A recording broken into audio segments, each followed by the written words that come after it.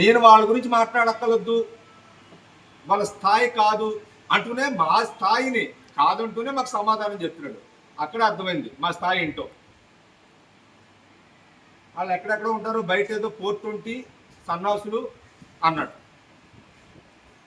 మరి ఇదే మొక్క ఆయన్ని మీరు 420 సన్నాసి అని అనాలని మేము అనం. ఎందుకంటే ఆ సంస్కారం మాది కాదు, మా నాయకుడు అది మాకు నేర్పలేదు. ఎవరినైనా గౌరవంగానే మాట్లాడాలి. మేము ఎవరిని ఏం కించపరచలేదు.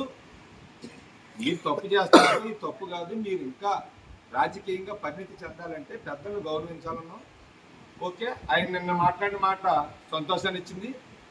కానీ మీ కార్యకర్తలను కూడా మీరు 420 లాగా సన్నాసిలాగా చూడకుండా కార్యకర్తల్ని గౌరవించుకుని నిన్న మాట్లాడిన పంతాలో కానీ పెద్దల పంతాలో కానీ వెళ్ళినట్టయితే భవిష్యత్తులో మీకు మంచి రోజులు ఉంటాయని తెలియజేస్తూ, ఇకపోతే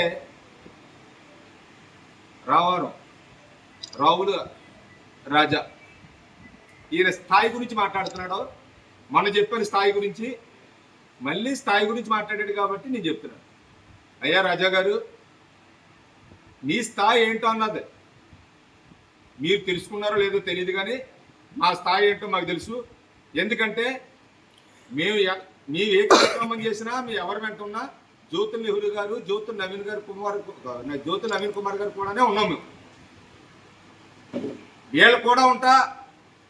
మీ నాయకుడికి కానీ మాజీ శాసనసభ్యులకు కానీ ఎప్పుడు కూడా మేము ఒక ఫోన్ చేయించుకోవడం కానీ ఒక పని చేయించుకోవడం కానీ మేమైతే ఏం చేయలేదు. ఇది మా స్థాయి.